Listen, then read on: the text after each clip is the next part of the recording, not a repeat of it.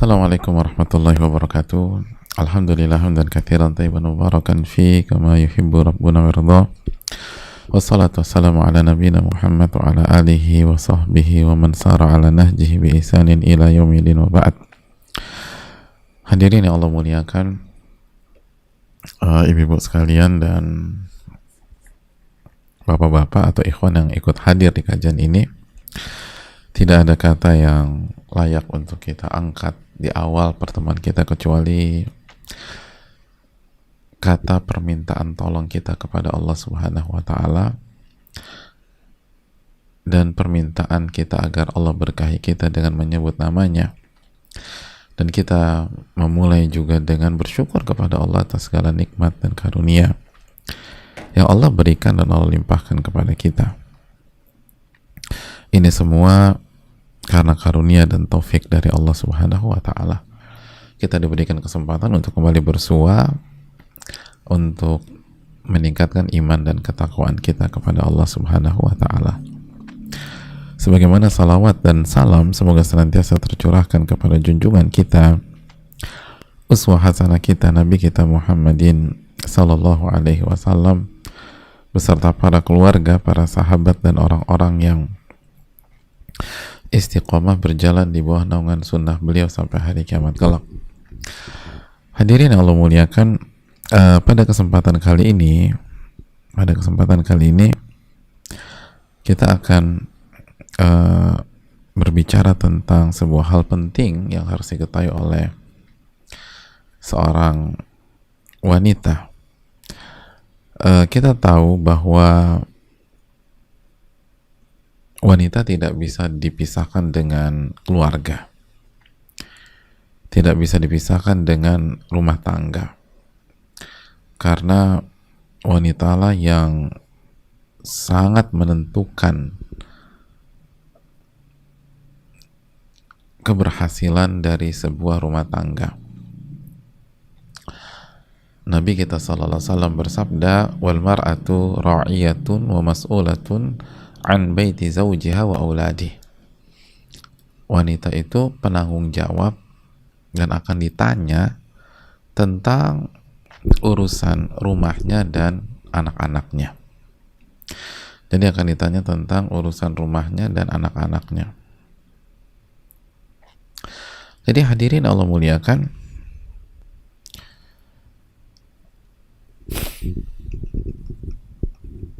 berbicara tentang wanita, kita harus berbicara tentang rumah tangga dan keluarga. Dan ini juga penting bagi yang single atau mungkin sekarang masih berkarir. Tetap saja impian itu nggak mungkin bisa dihilangkan.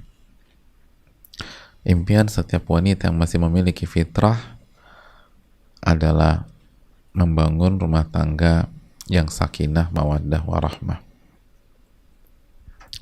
Hadirin Allah muliakan, oleh karena itu ketika para ulama kita menjelaskan tentang sifat-sifat wanita solehah, tentang sifat-sifat wanita solehah, beliau atau mereka mewanti-wanti tentang bahaya dari musuh besar kita,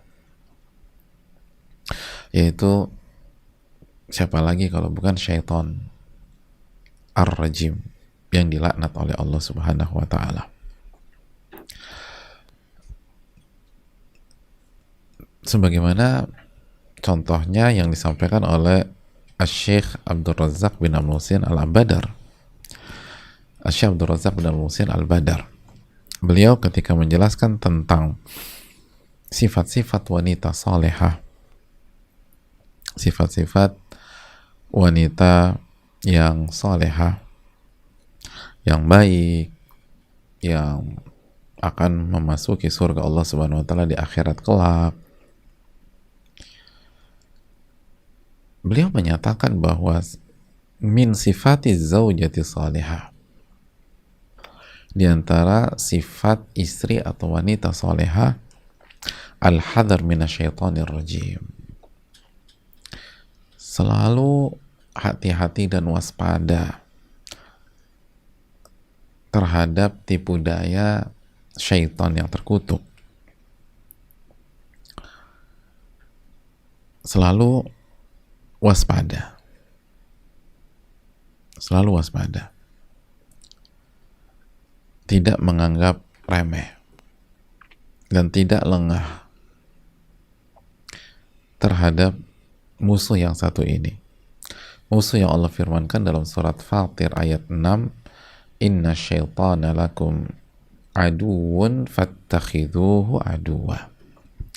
Sesungguhnya syaitan adalah musuh bagi kalian, maka jadikanlah mereka musuh, atau jadikanlah dia itu musuh.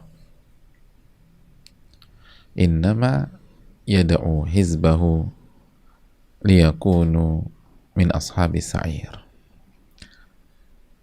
Yang mereka inginkan hanyalah mengajak korban-korbannya, manusia dan jin, agar menjadi penghuni neraka sa'ir. Jadi nggak ada misi lain kecuali ini.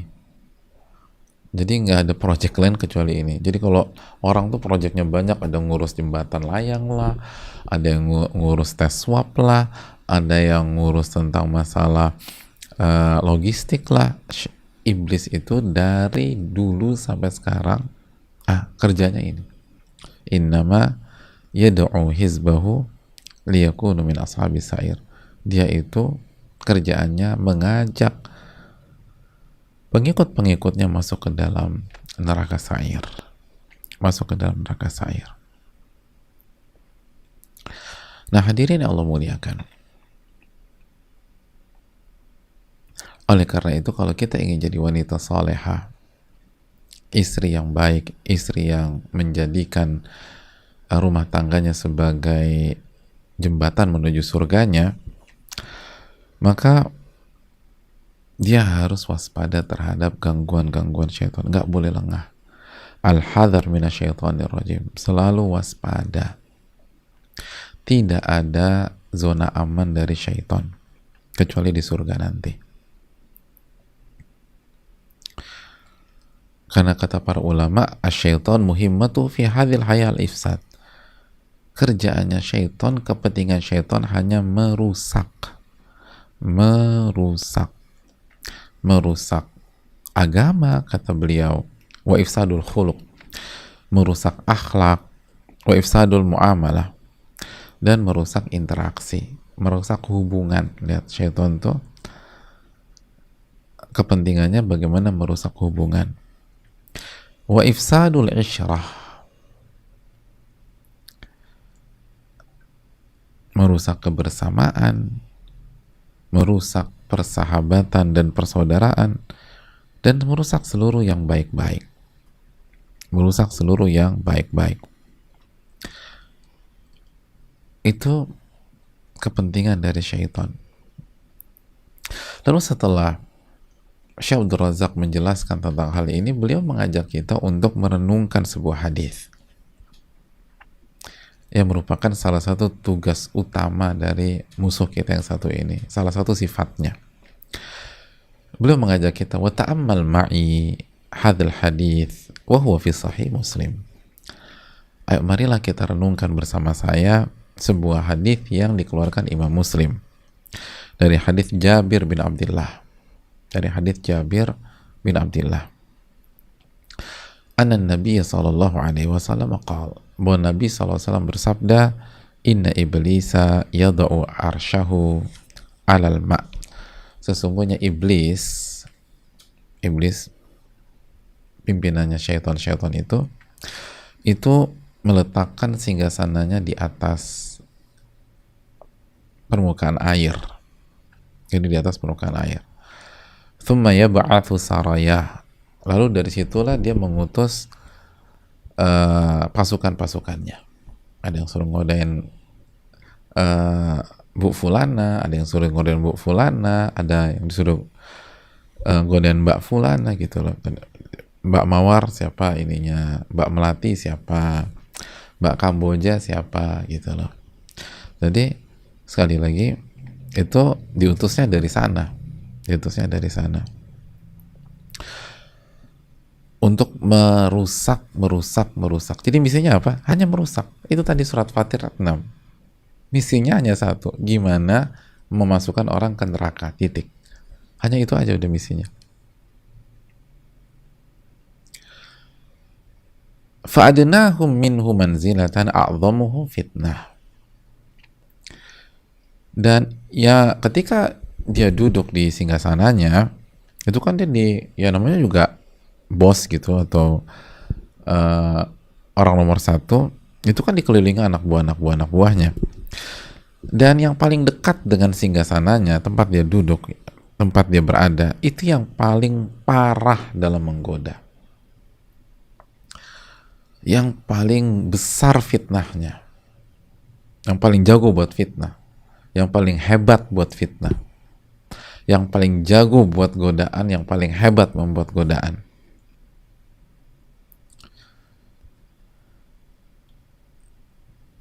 Ya, dan itu nggak diherankan, karena kita tahu kalau raja punya singgasana, otomatis yang di dekat dia itu orang-orang terbaiknya. Menteri-menteri yang paling hebat itulah yang mengitari dia, yang ada di sebelah kanan, sebelah kiri. Dan yang melindungi raja atau presiden dan itu pengawal-pengawal terbaik. Orang-orang terbaik itu yang berada di sekeliling seorang pemimpin atau seorang penguasa. Nah, karena penguasanya di si iblis, ya wajar kalau yang ngelilingin dia yang paling jago-jago udah. Jadi suhu-suhu godaan itu yang ngelilingin si iblis. Yang paling parah dalam menggoda, yang paling jago dalam menghancurkan manusia. Yang jam terbangnya tuh jago banget. Lalu kita lanjutkan, yaji'u ahaduhum fayaqulu fa'altu kadza wa kadza.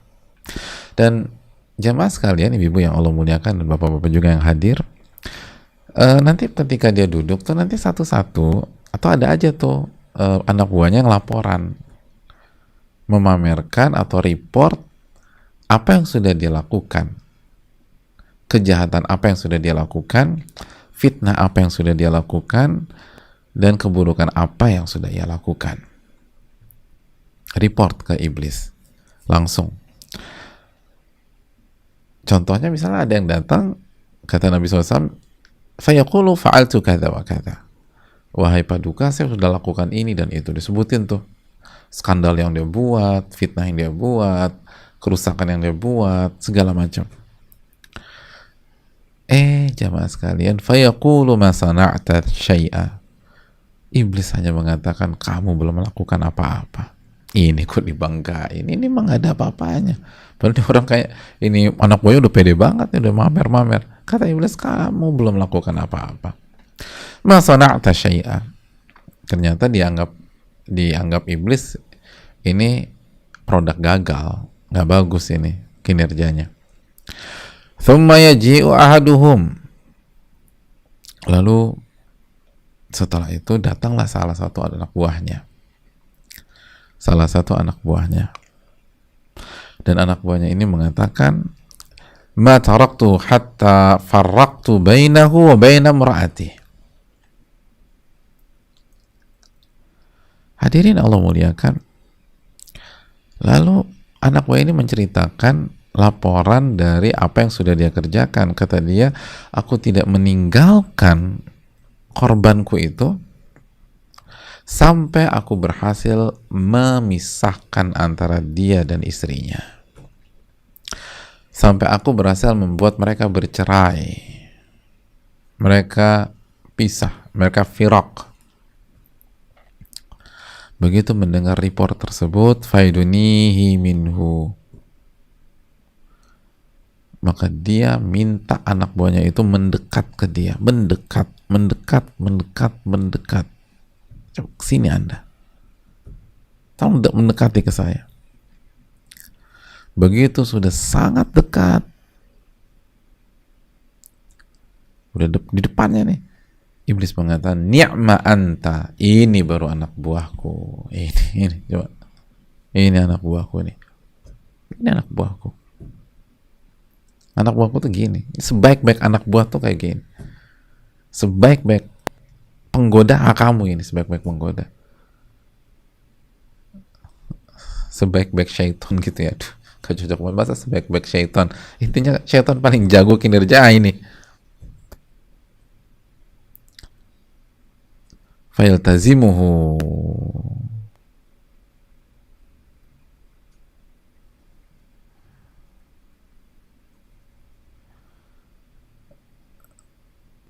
Dan anak buahnya berada sangat dekat dan menempel si iblis, artinya mendampingi iblis.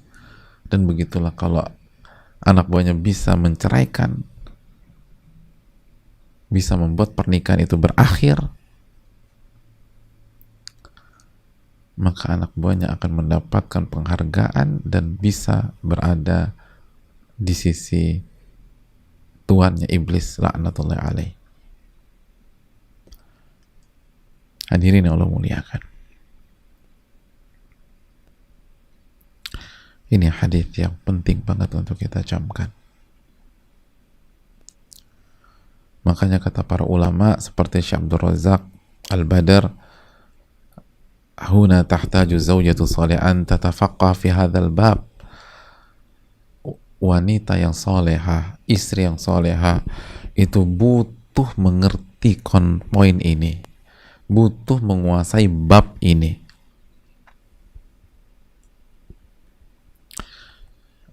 Butuh benar-benar meresapi apa yang disampaikan Nabi SAW di atas. Sebagaimana suami juga harus tahu. Sehingga masing-masing suami dan istri harus mengerti. Makanya itu tadi, walaupun nikah kajian ibu-ibu, bapak-bapak silakan ikut, atau yang ikhwan-ikhwan, teman-teman silakan ikut, karena juga harus tahu. Tapi sekali lagi, kenapa para ulama menekankan? Karena kita tahu bersama jemaah sekalian bahwa wanita itu sangat rentan minta cerai. Sangat rentan. Sangat rentan berpikir untuk mundur. Dibanding laki-laki, walaupun laki-laki juga banyak yang seperti itu, dan semoga Allah jaga kita semua.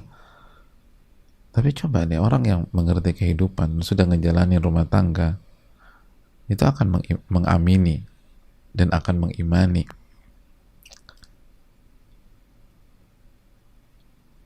Dan antum lihat kasus di negeri kita,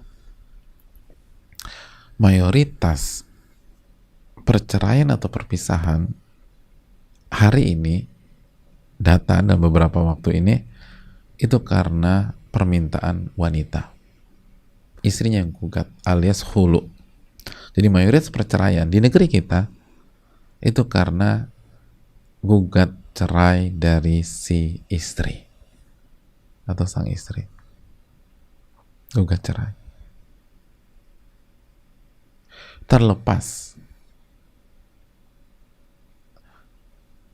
pasti ada kasus-kasus di mana sebagian istri sudah melakukan langkah yang tepat untuk bercerai. Kita tidak menafikan itu. Misalnya KDRT, atau memang dia harus bercerai, dan seterusnya. Tetapi nggak bisa dipungkiri, mayoritas itu seharusnya bisa menyelamatkan pernikahan mereka. Sekali lagi, nggak semua loh ibu-ibu. Kita sangat mengerti, dan banyak kasus di mana istri dizolimi dan istri udah berjuang sekuat tenaga untuk mempertahankan, tapi emang dasar laki-laki kan gitu ya ibu-ibu sekalian ya, akhirnya nggak selamat juga ada. Tapi di banyak kasus yang lain sebenarnya bisa dipertahankan. Dan secara syar'i juga memang kecenderungan wanita untuk gampang minta cerai atau meminta berakhir itu lebih besar daripada laki-laki. Itu clear. Di antara dalilnya apa? Di antara dalilnya bahwa kita tahu pintu keluar dari pernikahan itu ada 3 dalam ilmu fikih. Ada 3. Dan ketiga-tiganya tidak ada yang di tangan wanita.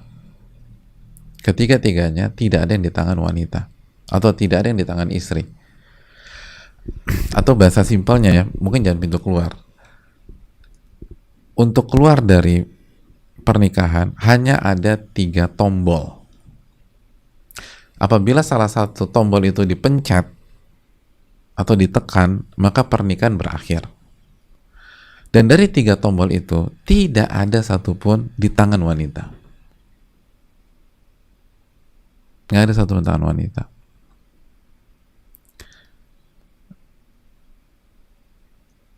Tombolnya apa aja? Ada yang bisa bantu saya nggak? Apa tombol yang apabila dipencet atau ditekan, pintu keluar pernikahan dibuka dan pernikahan berakhir? Apa aja? Ada 3. Yang pertama, talak.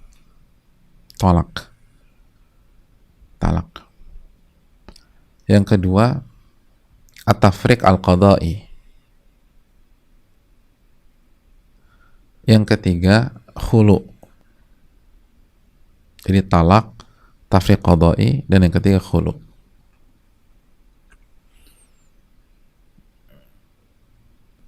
Yang pertama apa ibu? Talak.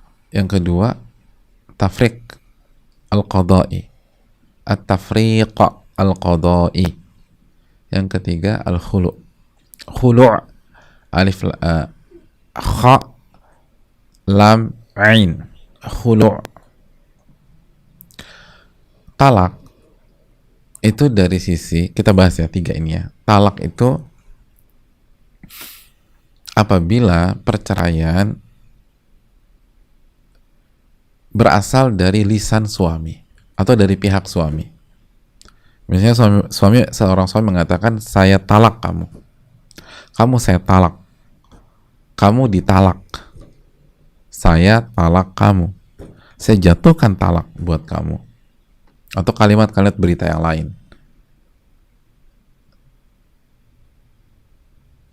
Atau sebagian ahli mengatakan bisa, kalau bahasa Indonesia bisa cerai, saya cerai kamu.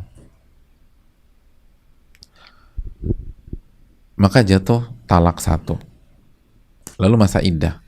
Lalu suami ucapkan lagi, jatuh talak 2. Masa iddah. Lalu dirujuk, lalu diucapkan lagi, berakhir. Talak 3, selesai pernikahan. Atau talak 1, lalu masa iddah, dan selama masa iddah nggak dirujuk-rujuk. Sampai berakhir 3 kali haid. Walaupun ada khilaf dalam masalah ini ya, kita nggak masuk ke sana. Lalu begitu 3 kali haid bersih, nggak dirujuk juga, maka pernikahan berakhir. Itu dinamakan apa? Talak. Jelas? Yang kedua apa? Tafriq qadai. Apa arti tafriq qadai? Tafriq qadai apabila perceraian itu diputuskan oleh pihak pengadilan atau hakim. Makanya qadi, hakim. Jadi perceraian apabila diputuskan oleh hakim atau pengadilan. Contohnya kayak apa? Contohnya misalnya, jika suami menghilang, gak jelas, 1 tahun, 2 tahun, 3 tahun, 4 tahun, 5 tahun, 6 tahun, gak ada kabar.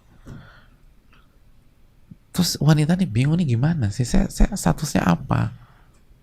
Dihubungi gak bisa sama sekali.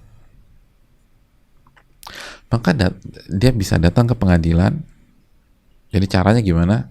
Datang ke pengadilan, cerita, terus mau mbak apa, atau mau ibu, ya aku nggak bisa begini terus, aku harus ada yang didik, aku butuh imam, aku butuh pemimpin, dan seterusnya.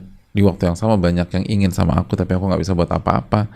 Maka pengadilan atau hakim akan mempelajari kasus ini dan berjuang secara maksimum sampai pada titik jika hakim syar'i mencapai sebuah kesimpulan sudah bisa dipisah atau bisa diselesaikan atau diakhiri pernikahannya, maka Pak Hakim tinggal putuskan, ketok palu gitu, maksudnya putuskan gitu ya, lalu pernikahan berakhir dan selesai. Itu sebagai contoh, bisa dipahami? Oke. Yang ketiga, khulu. Khulu adalah perceraian yang terjadi dari pihak wanita. Khulu adalah perceraian yang terjadi jika berasal dari pihak wanita.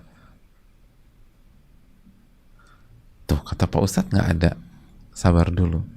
Walaupun dari pihak wanita, tapi yang pencet tombol bukan wanita.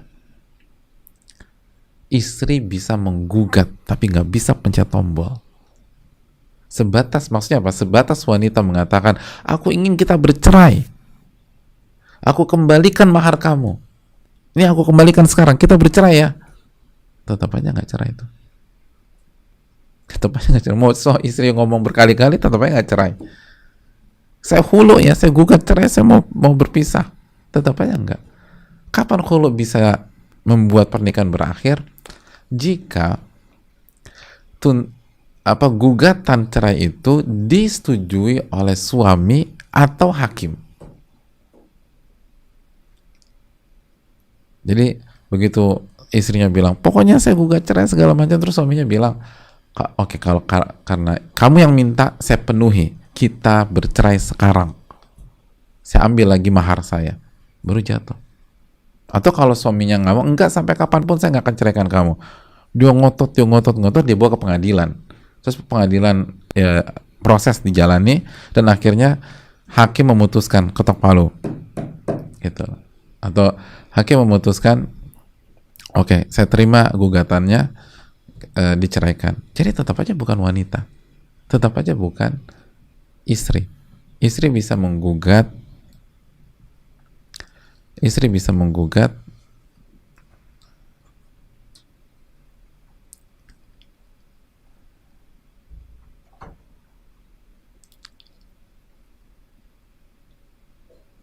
tapi yang memutuskan tetap saja suami atau pengadilan.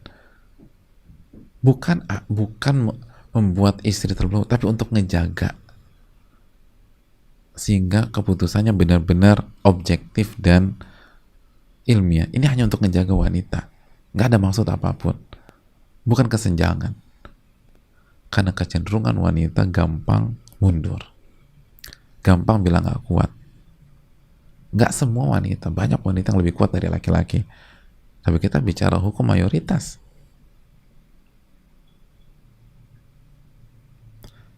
Kita bicara yang terjadi di lapangan. Sekali lagi, banyak juga wanita yang kuat, Masya Allah, dan ternyata sebagian wanita menyemangati suaminya, ayo, kamu bisa, ayo kita bangkit lagi, kita perbaiki hubungan kita, dan seterusnya. Tapi yang terjadi mayoritas demikian.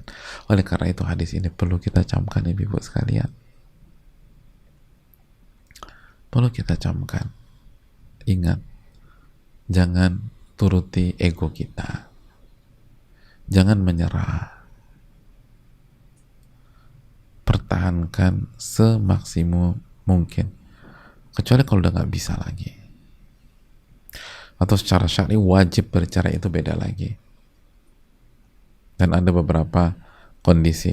Tapi selama kita bisa pertahankan, kita pertahankan. Oleh karena itu, sekali lagi, wanita soleha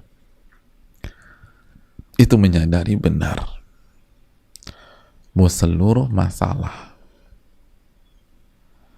dalam rumah tangganya itu berasal dari syaitan yang berusaha menggoda. Dan ingat, masih ingat hadis tadi, yang paling dekat dengan iblis adalah syaitan yang paling jahat. Syaitan yang paling jahat. Syaitan yang paling jago dalam menggoda. Syaitan yang paling tricky. Syaitan yang paling gak punya perasaan, dan seterusnya. Dan diantara yang disuruh langsung perintah untuk berada di sisi iblis adalah yang berhasil memisahkan antara suami dan istri. Berarti kita bayangkan ibu-ibu betapa jago-jagonya syaitan yang berusaha menghancurkan rumah tangga kita, dan bagaimana mereka berambisi untuk menghancurkan rumah tangga kita karena rewardnya apa? Dipandang oleh bosnya si iblis dan duduk di atau berada di sisinya. Oleh karena itu, jangan salah mengidentifikasi musuh. Jangan salah mengidentifikasi lawan. Lawan dan musuh kita bukan pasangan kita. Lawan dan musuh kita adalah yang Allah firmankan dalam surat Fatir ayat 6, inna syaitana lakum aduun fattakhidhuhu aduwa. Sesungguhnya syaitan adalah musuh kalian, maka jadikanlah dia musuh. Selalu berpikir demikian ibu-ibu sekalian. Dan bagi yang belum menikah, camkan banget ilmu ini. Musuh kita itu bukan suami kita pada dasarnya. Apalagi kalau kita sudah berusaha nyari yang soleh, kita ini, tapi namanya juga ada. Siapa suami yang sempurna? Siapa laki-laki yang sempurna? Gak ada. Kalaupun di antara ibu-ibu punya suami namanya Pak Sempurna Darmawan misalnya, Pak Sempurna Darmawan pun juga nggak sempurna, itu cuma nama doang. Temenku loh Pak Ustadz, suaminya sempurna. Nggak ada bu. Ada Pak Ustadz, nggak ada. Bener nih Pak Ustadz, nama suami temenku itu Sempurna Santoso. Ya si ibu lagi hari gini masih aja bicara begitu.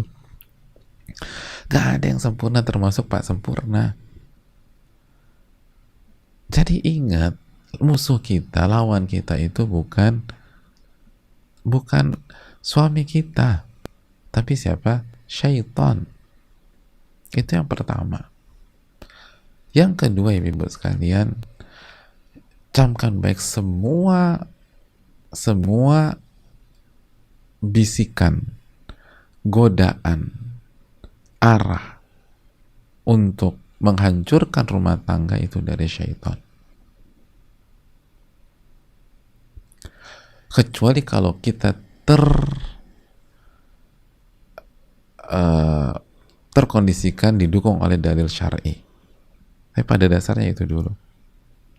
Pada dasarnya hukum asalnya ya, atau memang ada anomali.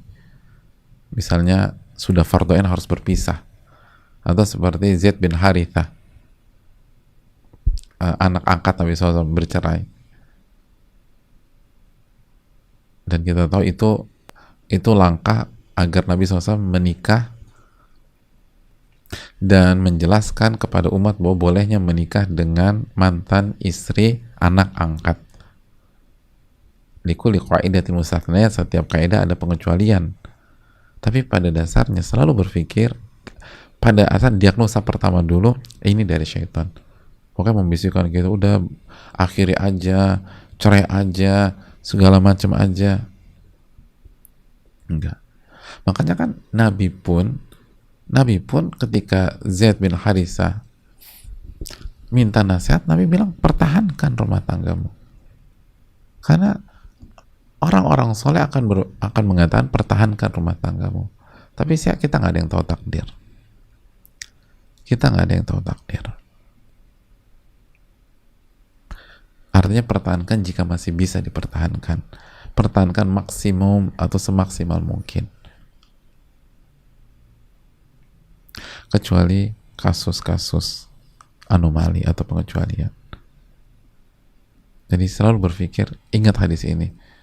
Ini godaan syaitan, dan syaitan ingin kita bercerai, ingin rumah tangga kita hancur, dan seterusnya. Dan angka perceraian itu gede banget loh jamaah sekalian. Dan termasuk jamaah sekalian di pandemi begini, kasus perceraian itu banyak loh. Kasus perceraian luar biasa. Ya karena tiap hari ketemu terus. Kalau kondisi normal, pas berantem ada breaknya. ada time out.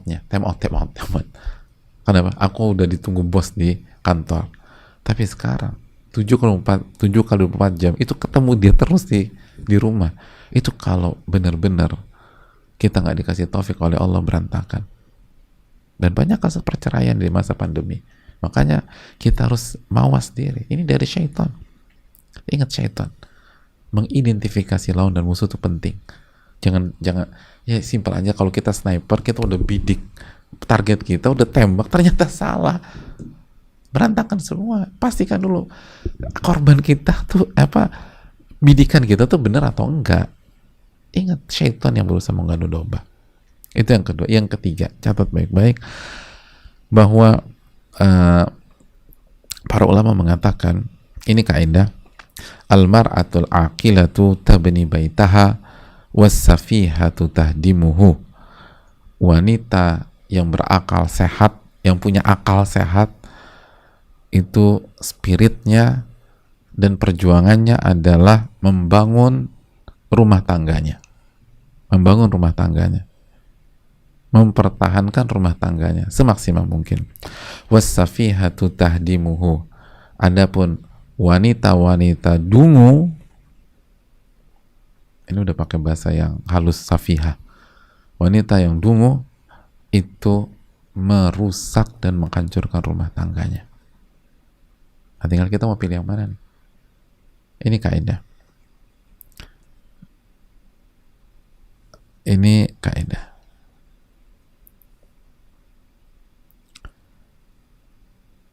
Dijelaskan Ibn Abdi Rabbi dan lain-lain.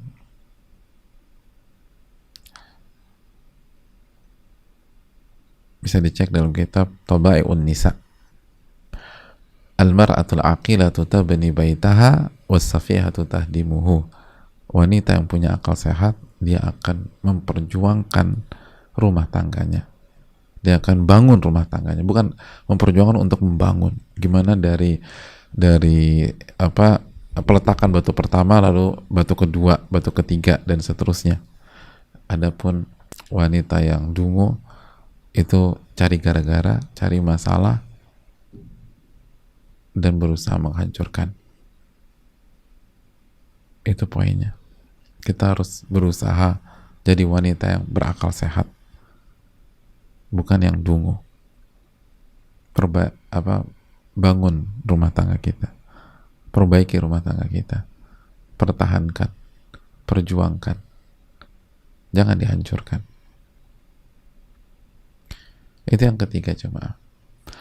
Yang keempat, terus bagaimana mempertahankan rumah tangga kita. Hadirin Allah muliakan, ini nggak bisa main-main loh. Makanya kita lihat banyak wanita atau banyak teman-teman perempuan kita, atau mungkin di antara kita pacaran bertahun-tahun, begitu masuk rumah tangga berantakan semua. Pacaran bertahun-tahun, dan begitu memutuskan menikah, kayaknya kita udah ngerti semua tentang calon kita. Kayaknya nggak ada keraguan. Bahkan ada yang mengatakan, saya nggak tahu ada satu alasan untuk tidak mencintaimu. Oh, dibalik sama Allah, kelar semua tuh jamaah. Saya nggak punya alasan untuk tidak mencintaimu. Oh, dibalik. Ini hadis ini menjelaskan yang akan menggoda pada saat Anda menikah ini syaitan yang jago-jago, atau syaitan yang berambisi untuk menjadi syaitan yang berada di ring satu si iblis. Jadi mereka akan all out. Makanya jamaah ini loh, coba direnungkan ya, kenapa banyak orang ketika pacaran itu kayaknya tuh gampang banget, cocok, nyambung, dan seru banget gitu loh. Tapi begitu rumah tangga tuh berat banget ketika mereka jauh dari Allah. Karena waktu pacaran syaitannya dukung. Jadi pokoknya semua indah aja, dan keindahan semua kan. Dan kalau kita tuh maksiat. Begitu berumah tangga, syaitannya berbalik menghancurkan. Dan celakanya kita selama ini tidak punya hubungan baik dengan Allah. Selesai. Kan gitu, pas pacaran, oh manis banget. Kenapa? Karena selama ini ternyata yang support tuh syaitan. Begitu menikah, supporter setia kita berubah jadi haters kita, yang nyerang kita. Sedangkan untuk menghadapi syaitan hanya ada satu cara. Hanya ada satu cara. Minta perlindungan kepada Allah Subhanahu wa taala. Nggak ada cara lain. Hanya dengan kembali kepada Allah. Hanya dengan kembali kepada Allah Subhanahu wa taala. Itu konsep. Allah berfirman dalam surat Fussilat ayat 36, wa imma yanzaghannaka minasyaitani nazghun fasta'idz billahi innahu huwas samiul alim. Dan adapun jika syaitan menyerangmu, syaitan menggodamu dengan sebuah serangan atau godaan, fasta'idz billah, mintalah perlindungan kepada Allah. Sesungguhnya Allah yang maha mendengar lagi maha mengetahui. Allah nggak suruh kita lawan dengan tangan kita. Allah nggak suruh kita hubungi backingan kita, bahkan hubungi suami kita, enggak. Yang pertama kali adalah minta pertolongan kepada Allah. Ini juga Allah firmankan dalam surat Al-A'raf ayat 200. Al-A'raf 200. Wa imma yanzaghannaka minasyaitani nazghun fasta'idz billah innahu sami'un alim. Dan adapun ketika syaitan menggodamu, menyerangmu dengan serangan, maka mintalah perlindungan kepada Allah. Sesungguhnya Allah maha mendengar dan maha mengetahui. Lihat, mendengar dan maha mengetahui. Jadi Allah dengar kalau kita minta perlindungan. Allah dengar ketika kita berdoa pada saat kita diserang. Dan Allah mengetahui keadaan kita. Minta perlindungan kepada Allah.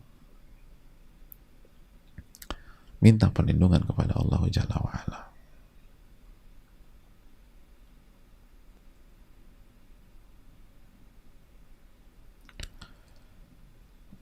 Oleh karena itu wanita soleha, istri yang soleha, dia berusaha banget minta perlindungan kepada Allah.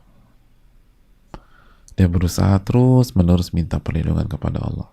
Dia berusaha dekat dengan Allah.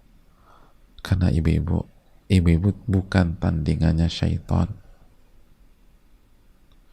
Gak bisa kita ngadepin syaitan dengan logika kita, pikiran kita, kekuatan kita. Gak bisa. Kita akan gagal. Wong istri Nabi aja gak bisa. Istri Nabi Lut jadi korban dia. Istri Nabi Lut, itu istri Nabi. Siapa di antara ibu-ibu istri Nabi? Gak ada. Mau ngelawan dia gak bisa. Minta pertolongan kepada Allah. Minta perlindungan kepada Allah. Dan jangan hanya dengan lisan. Resapi ketika mengucapkan a'udzubillahi minasyaitonirrajim. Lalu tunjukkan bahwa kalimat itu hidup di dalam gerak-gerik kita, hidup di dalam ruh kita, hidup di dalam derap langkah kita. Setiap derap langkah kita selalu kembali ke Allah, minta perlindungan kepada Allah. Dan dalam hati kita nggak bisa kita ngelawan dia. Kita harus minta perlindungan kepada Rabbul Alamin. Dengan demikianlah kita bisa selamat dari gangguannya dan mempertahankan rumah tangga kita, bukan hanya agar tidak jatuh ke dalam perceraian, tapi juga mendapatkan kualitas sakinah, mawaddah, warahmah. Wanita salihah selalu kembali ke Allah. Wanita salihah tidak menyelesaikan masalahnya dengan hanya akal pikiran, tapi meminta pertolongan kepada Allah, minta perlindungan kepada Allah. Lalu dia akan berusaha selesaikan dengan aturan Allah, dengan tuntunan Allah dan Rasulnya Shallallahu Alaihi Wasallam. Itulah orang-orang atau wanita-wanita yang bisa menjaga rumah tangganya dan tidak termakan musuhnya tersebut. Wallahu ta'ala alam bisawab.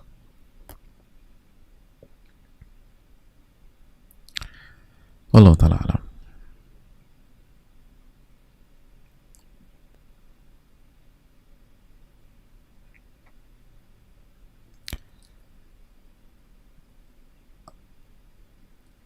Hadirin Allah muliakan,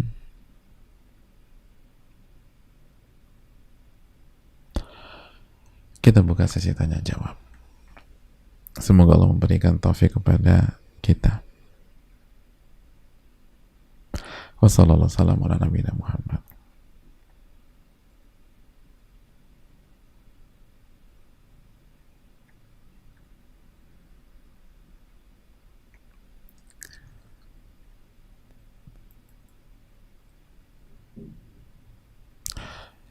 Oke, pertanyaannya, Assalamualaikum warahmatullahi wabarakatuh. Waalaikumsalam warahmatullahi wabarakatuh. Semoga Ustadz, keluarga, dan seluruh umat muslim selalu dalam lindungan dan rahmat Allah. Amin ya rabbal alamin. Begitu juga dengan yang bertanya. Izin bertanya Ustadz, seorang perempuan jika memilih pasangan, kan hal utama yang harus diperhatikan adalah agama dan akhlaknya. Nah, ayah saya itu memberi syarat jika nanti mencari suami, pekerjaannya harus yang begitu, harus yang begini. Pernah 2 kali mencoba mengenalkan laki-laki yang baik agama dan akhlaknya dan satu visi dengan saya, tapi belum punya pekerjaan yang seperti diharapkan ayah. Akhirnya ditolak beliau. Nah, sekarang saya jika akan berkenalan dengan laki-laki yang saya lihat adalah pekerjaannya dulu. Walaupun jika pekerjaannya bagus tapi tidak satu visi dengan saya perihal akhirat, akhirnya juga saya tolak. Tapi di satu sisi saya takut jika ternyata laki-laki yang saya pilih nanti hanya karena dunianya. Takut memilih bukan karena Allah. Mohon nasihatnya Ustaz. Jazakallahu khairan, barakallahu fikum. Ya, terima kasih atas pertanyaannya. Yang perlu kita camkan adalah bahwa dalam ilmu fikih itu ada bab tentang kafaah. Kafaah itu kesetaraan. Maksudnya apa? Bahwa hak pihak wanita berhak mencari calon suami atau calon mantu yang minimum kondisinya sama atau lebih dari kondisi pihak wanita tersebut dalam beberapa sisi. Di antaranya strata sosial, di antaranya faktor ekonomi atau finansial atau kekayaan. Dan itu dijelaskan oleh para ulama fikih kita dan bisa dicek dalam kitab-kitab fikih. Sekali lagi, para ulama menjelaskan atau banyak para ulama menjelaskan bahwa di antara hak pihak wanita, mereka berhak menerapkan standar bahwa yang maju ke anak perempuan mereka atau keluarga mereka adalah sosok laki-laki yang minimum sama dengan mereka atau lebih dari beberapa sisi, diantaranya ya, karena ini pembahasan panjang, diantaranya masalah strata sosial atau kekayaan. Kenapa hal ini dibahas para ulama? Bukankah yang penting iman dan ketakwaan, gitu kan ya? Bukankah inna akramakum indallahi atqakum, yang paling mulia di sisi Allah yang paling bertakwa? Kenapa para ulama masih melihat tentang strata sosial atau kekayaan atau finansial? Dijelaskan sebagian para ulama, jawabannya ini bukan syarat, tapi ini hak. Kalau enggak bagus. Tapi yang perlu diperhatikan gini loh jamaah. Menikah itu menyatukan dua individu, bahkan dua keluarga yang berbeda latar belakang.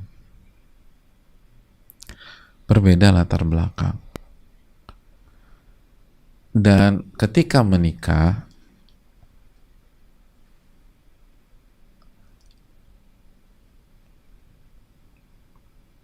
pernikahan itu bukan hal yang mudah. Mempertahankan dan memperjuangkan pernikahan itu berat dan sangat berat. Maka agar pernikahan kita bisa bertahan, dan bukan hanya sekedar status bertahan, tapi bertahan dengan sakinah, mawaddah, warahmah, para ulama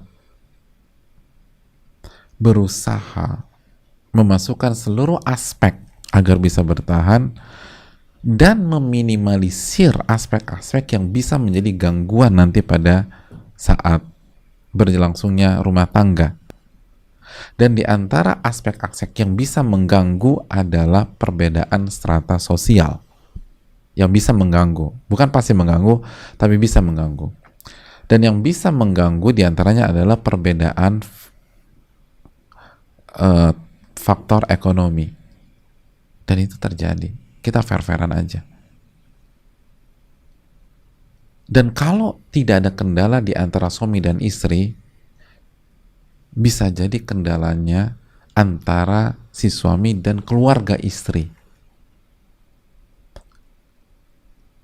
Dan betapa banyak di masyarakat terjadi gap, konflik antara suami dan keluarga istri gara-gara ini. Keluarga istri, keluarga besar, kuat, kaya, segala macam. Tiba-tiba ada yang maju ke salah satu anggota keluarga mereka, miskin, segala macam. Tapi baik hati. Cuma miskin aja, nggak punya apa-apa. Tapi akhlaknya baik, agamanya baik. Oke, misalnya si wanita, si calon istrinya bisa terima. Udah suka nih. Udah nggak apa-apa, saya nggak peduli.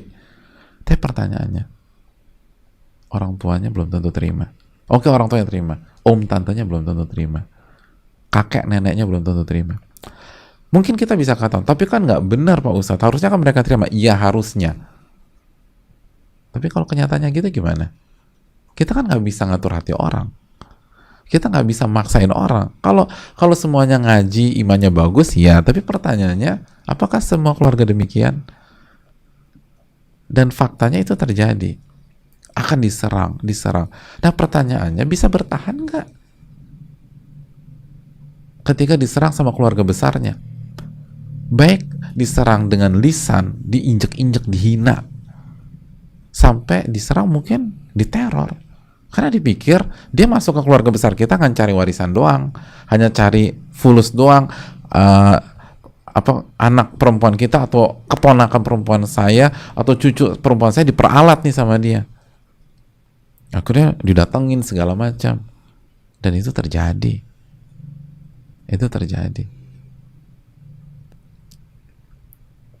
Ada kasus, oke dia bisa sabar. Tiba-tiba kan ketemu keluarga besar berdua. Dia bawa orang tuanya dilecehkan sama keluarga besar istrinya. Bisa sabar tuh. Ibunya dilecehkan sama tante istrinya misalnya. Itu nggak mudah.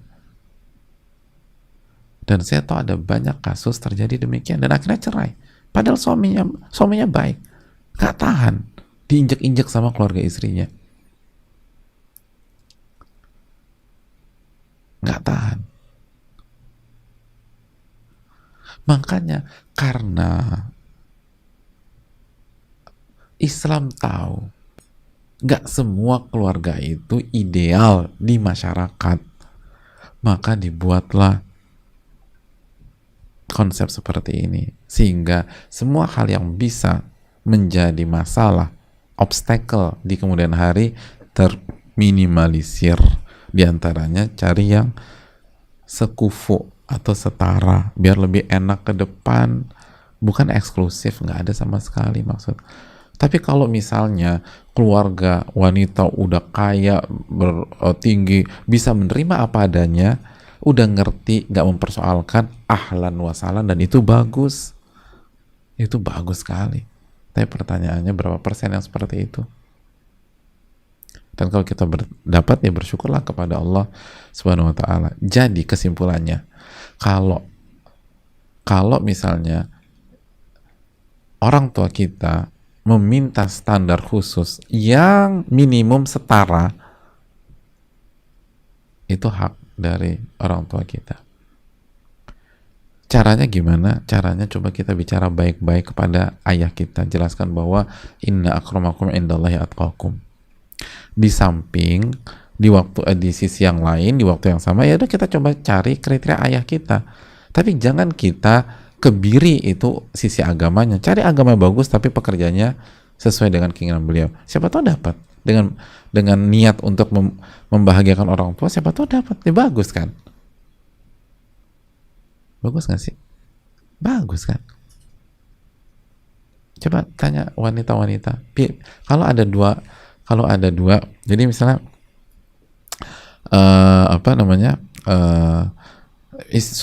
ayah kita bilang, pokoknya minimum calon kamu itu vice president. Terus ada yang dua maju, sama-sama hafalan 30 juz, sama-sama hafal hadis Riyadhus Shalihin. Kita baru masuk bab takwa aja, hadis tentang bab jujur udah lupa. Ini hafal Riyadhus Shalihin, bisa bahasa Arab.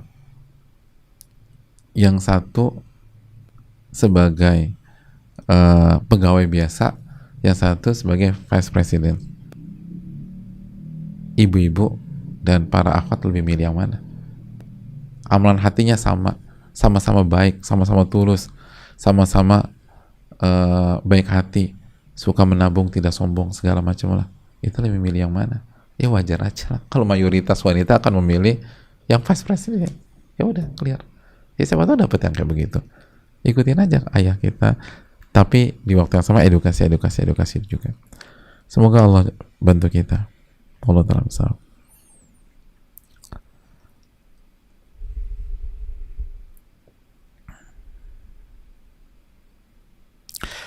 Assalamualaikum warahmatullahi wabarakatuh. Waalaikumsalam warahmatullahi wabarakatuh. Semoga Ustadz dan kita semua selalu dalam lindungan Allah Subhanahu wa taala. Izin pertama. Iya, terima kasih. Ikhtiar apa yang harus dilakukan seorang wanita agar segera dipertemukan dengan jodohnya? Sejauh ini saya lebih fokus untuk belajar memperbaiki diri dan mendekat ke Allah. Tapi banyak yang beranggapan saya tidak ada usaha untuk menjemput jodoh saya. Keluarga juga sudah mulai resah dengan usia 28 tahun yang belum menikah. Apakah saya harus berikhtiar secara lahiriah dengan cara keluar rumah dan berinteraksi dengan banyak orang? Ustaz, jazakallahu khairan. Enggak, hadirin. Jangan keluar rumah dan berinteraksi dengan banyak orang. Hadirin, yang penting itu jujur sama Allah, lalu perbaiki kualitas. Sekali lagi hadirin sekalian, minyak atau oil and gas itu nggak ada di permukaan, itu secara umum tidak di permukaan tanah, itu di bawah. Dan ngebornya tuh harganya mahal banget. Ngebor tuh harganya. Tapi karena minyak punya value, itu dicari orang. Betapa banyak orang Indonesia itu pergi dari Jakarta, tinggal di Indonesia, ke Saudi, ke Dubai, ke Abu Dhabi, ke Muscat, ke Kuwait, ke Doha, bahkan ke Houston dan seterusnya, hanya untuk minyak dan kerja di perusahaan minyak dan gas. Kalau kita punya value, itu dicari, dan itu termasuk ikhtiar. Selama kita emas, walaupun ada di Irian, itu dicari orang. Kita emas nih,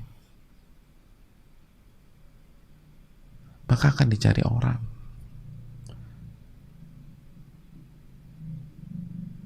Emas dicari orang. Yang jadi masalah kita kerupuk, melempem, yang nggak dipakai. Kalau kerupuk masih garing enak, masih dicari. Ini udah kerupuk melempem, yang nggak dicari. Mau ditaruh depan jalan juga nggak dicari. Awalnya pegang, ya melempem, udah nggak jadi. Jangan jadi kerupuk melempem, jadi emas aja. Dan 28 tahun tuh masih muda lah, masih muda. Khadijah 40 tahun dapat Rasul Sallallahu Alaihi Wasallam.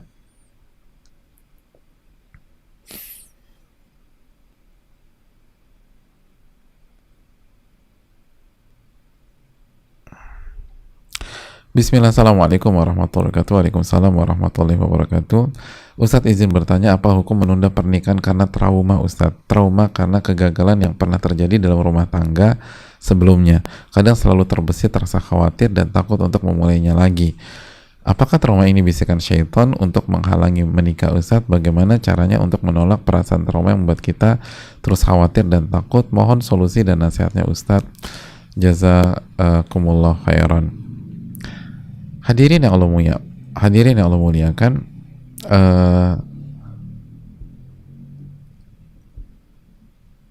ketika rumah tangga kita kandas, maka sebuah wajar ketika kita merasa kita gagal, karena memang itu dari satu sisi adalah sebuah kegagalan, tapi bukan trauma. Yang harus kita lakukan adalah persiapan. Yang harus kita lakukan adalah persiapan, bukan trauma. Ya, jadi yang kita rasakan yang pertama evaluasi, terus evaluasi itu apa kesalahan kita, terus audit habis-habisan dan jujur sama Allah. Buka semua penyakit-penyakit jelek kita, sifat-sifat buruk kita, akui. Udah, lalu perbaiki diri, belajar, amalkan, belajar, amalkan, belajar, asah, amalkan, belajar, asah, amalkan. Ya, bukan trauma. Trauma itu dari syaitan. Allah berfirman dalam surat Al-Baqarah ayat 268, "Asy-syaitanu ya'idukumul faqra wa ya'murukum bil fahsya." Syaitan itu yang menjanjikan kefakiran dan memerintahkan kamu melakukan kekejian. Jadi fakir, minder, pede, takut segala macam itu syaitan. Tapi Allah menjanjikan ampunan. Nah, lihat. Oke, rumah tangga kita terakhir sebelumnya gagal. Itu kesalahan saya Ustadz. Iya, kesalahan ibu atau kesalahan mbak. Tapi Allah menjanjikan ampunan. Maghfiratan minhu wa fadla, dan Allah menjanjikan karunia. Wallahu wasi'un alim. Allah Maha luas dan Maha mengetahui.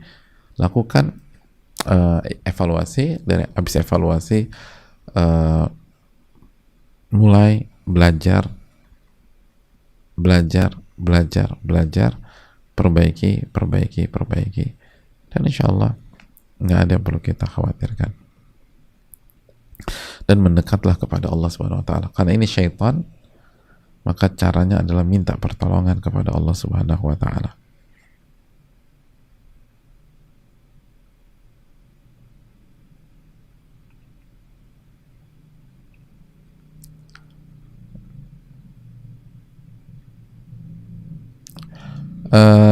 Assalamualaikum warahmatullahi wabarakatuh. Waalaikumsalam warahmatullahi wabarakatuh. Ahsanallahu ilaikum Ustaz wa iyyakum. Afan izin bertanya Ustaz, fulan terkena penyakit waswas kurang lebih sudah selama 5 bulan. Waswas itu muncul ketika sedang wudhu dan juga sholat, yang mengakibatkan bisa lama sekali dalam melakukan keduanya. Ketika berusaha diabaikan, fulan merasa sangat terganggu karena setelahnya fulan akan overthinking. Tadi sudah terbasuh semua belum ya anggota wudhunya? Gimana kalau saya berdosa karena tadi wudhunya tidak sempurna sehingga sholat saya juga tidak diterima? Hal tersebut sangat mengganggu fulan. Fulan bilang sampai-sampai terbawa mimpi. Fulan merasa putus asa, ingin sekali berubah, namun rasanya sulit sekali. Apakah ada nasihat yang bisa diberikan untuk fulan Ustaz? Jazakallahu khairan, barakallahu fikum. Iya, terima kasih atas pertanyaan. Imam Syafi'i pernah menjelaskan jamaah sekalian bahwa was-was itu harus disingkirkan. Jadi ditutup pintu itu. Kembali kepada kaidah fikih besar, al-yaqin la yazulu bisyak. Keyakinan itu tidak bisa dihilangkan karena keraguan-raguan. Jadi ginilah kaidahnya nih dalam hidup, ragu-ragu jangan direspon gitu aja. Ragu-ragu jangan direspon. Langsung tutup. Begitu kita direspon, semakin menjalar dan semakin mempengaruhi, dan kalau semakin kuat kita bisa gila sendiri jamaah. Jadi ragu-ragu tuh jangan direspon. Jangan direspon. Makanya gimana cara tidak merespon ragu-ragu? Kembali ke kaidah fikih, al-yakin la yazulu bisyak. Keyakinan tidak bisa hilang karena keraguan-raguan. Jadi contoh misal gini, kita ragu-ragu, udah wudu atau belum? Kalau kita ragu-ragu udah wudu atau belum, maka langsung pilih belum wudu, lalu wudu. Udah nggak usah dibiarkan tuh udah wudu belum wudu. Kalau ragu-ragu udah wudu atau belum, maka hukum asalnya kita belum wudu, maka berwudu. Kalau sebaliknya, tadi wudunya batal apa tidak, maka hukum asalnya wudu kita masih ada dan batal itu keraguan-raguan, maka langsung buang. Udah sholat aja santai. Minta pertolongan kepada Allah. Minta pertolongan kepada Allah. Itu kan tadi kita keluar nih, kita udah wudu, kita udah basuh, maka hukum asalnya sah udah wudu kita. Nggak usah diulang lagi, diulang. Semakin diulang, semakin nggak selesai. Makanya coba lihat ya, semakin diturutin itu was-was, catatan waktu wudu kita semakin lama. Yang awalnya mungkin cuma 3 menit, ya mungkin awalnya normal gitu, terus jadi 5 menit, atau misalnya jadi 10 menit jadi 15 menit jadi 20 menit, dan akhirnya nggak keluar dari kamar mandi. Jadi hukum asalnya begitu sudah dibasuh sah. Lanjut ke yang berikutnya, dan harus minta pertolongan kepada Allah. Lalu jangan ikutin syaitan. Itu kan waswas dari syaitan. Alladzi yuwaswis, yang kasih waswas, yang goda. Terus begitu udah wudu berarti ya camkan sah. Lalu salat sudah selesai sah. Dan Allah Ghafurur Rahim, Allah Maha Tahu. Kalau memang ada yang terlewat karena lupa, insya Allah sah. Karena lupa kan. Rabbana la tu'akhidna inna sina wa akhtana. Ya Allah, janganlah hukum kami ketika kami lakukan kesalahan karena kami tidak tahu atau kami lupa. Dan dalam riwayat Ibnu Abbas, qad fa'altu, aku kabulkan, gak akan diapa-apain sama Allah. Jadi udah tenang aja. Kalaupun laku adalah salah karena kita nggak tahu atau kita lupa, sah. Atau artinya kita nggak akan dihukum sama Allah. Udah begitu sudah dikerjakan, selesai, tatap amalan baru, dan nggak usah ini tadi gimana, ini gimana ya, enggak. Bukan demikian. Wallahu ta'ala a'lam bishawab.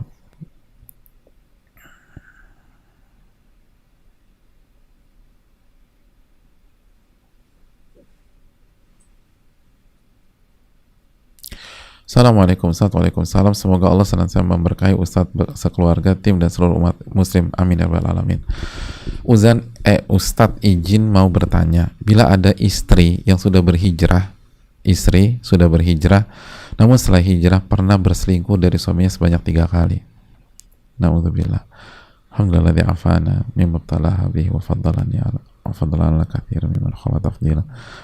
Karena dia khilaf, merasa kurang mendapatkan perhatian dari suaminya. Lalu ia bertaubat dan tidak melakukannya lagi. Apakah dia masih bisa digolongkan dalam kategori istri yang nusyuz?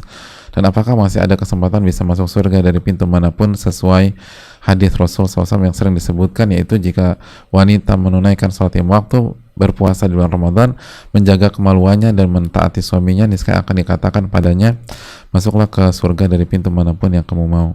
Jazakallahu khair. Barakallahu fikum.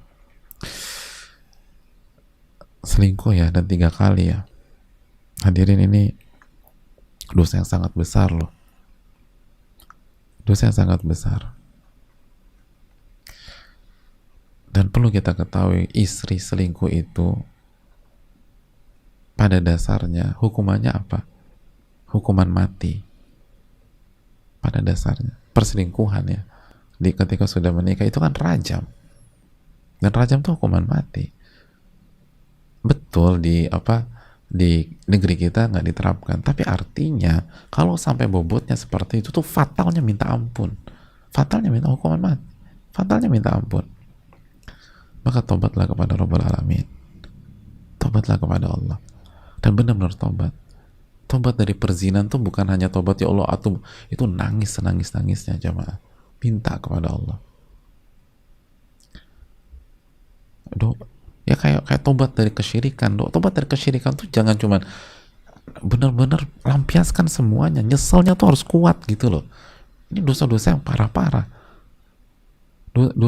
Dosa-dosa yang bisa menghancurkan. Tobat, benar-benar tobat. Dan kalau benar-benar tobat, insya Allah Allah Ghafurur Rahim. Dan insya Allah kita masih bisa mendapatkan keutamaan hadis di atas. Sebagaimana kasus Gomidyah dan Juhainah. Udah tobat, benar-benar tobat, maka Allah terima tobatnya. Jadi insya Allah bisa, tapi benar-benar harus stop. Gak ada cerita lagi yang keempat. Harus tutup. Dan harus keluar dari semua hal yang mengarah ke sana. Ini yang harus kita camkan bersama-sama. Jadi itu bukan, itu separah-parahnya nusyuz tuh itu. Separah-parahnya nusyuz itu ketika wanita berselingkuh. Separah-parah nusyuz. Hadirin, ada seseorang bertanya kepada Nabi SAW bahwa istrinya tidak nolak kalau disentuh laki-laki. Tidak menolak kalau disentuh laki-laki. Apa kata Nabi? Talikha, ceraikan dia. Itu kata Nabi SAW. Nabi yang sangat baik segala macam itu langsung to the point, ceraikan dia. Jadi ini yang perlu kita camkan. Lalu suaminya bingung, masih cinta? Ya Rasul, saya masih cinta. Kalau begitu tahan dia. Cut, benar-benar harus berhenti total. Ini yang perlu kita camkan bersama-sama.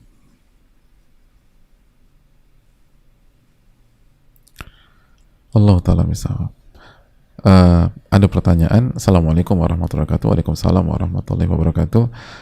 Semoga Ustadz Muhammad Uzudzik Hafizahullah beserta keluarga umat muslim ya semoga dirahmati Allah Subhanahu wa taala. Amin ya rabbal alamin. Mohon izin bertanya Ustadzana, saya sudah menjadi single parent selama hampir 3 tahun. Saya bercerai karena mantan suami saya tidak ingin taubat, malah menyepelekan dosa. Saya sudah sangat mempertahankan jangan sampai bercerai. Qadarullah wa syafa'al, beliau lebih ingin cerai karena tidak bisa meninggalkan kesenangan duniawi seperti main wanita, dunia clubbing, senang hidup mewah namun berhutang. Saya merasa bersalah dengan Allah akan dosa-dosa saya mengenai perceraian ini. Jazakallahu khairan, barakallahu fiik.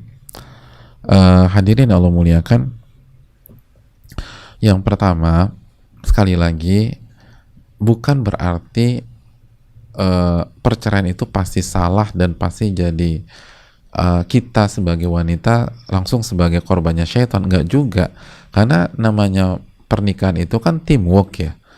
Bisa jadi yang jadi korban suami kita. Kita udah berusaha ngejaga, tapi namanya wanita dan kita nggak bisa jaga lisan orang. Kita berusaha, suami kita nggak merespon, bahkan menceraikan kita, ya sudah, maka itu yang terbaik buat kita. Apalagi jika kesalahannya adalah main perempuan, lagi-lagi selingkuh, berzina, itu fatal. Allah yang mengatakan wa hurrima dzalika 'alal mu'minin, menikah dengan pezina itu nggak boleh. Dalam surat Nur ayat berapa?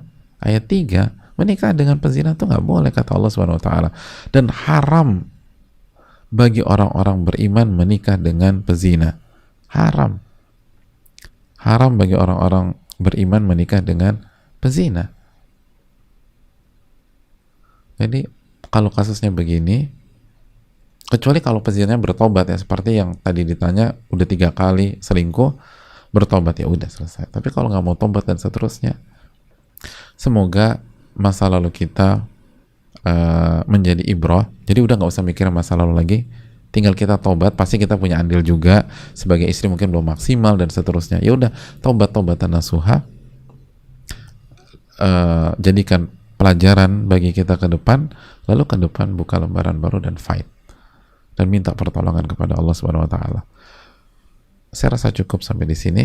Terima kasih banyak, semoga Allah memberkahi kita dan memberikan kita ilmu bermanfaat, dan semoga seluruh wanita dan ibu-ibu menjadi wanita salehah, menjadi istri yang salehah dan husnul khatimah. Amin ya rabbal alamin. Dan semoga bapak-bapak dan para ikhwan juga mendapatkan istri yang salehah, anak-anak wanita yang salehah, sebagaimana keinginan kita dari kajian wanita ini.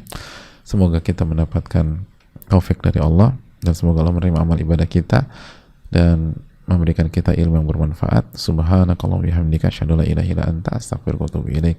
Assalamualaikum warahmatullahi wabarakatuh.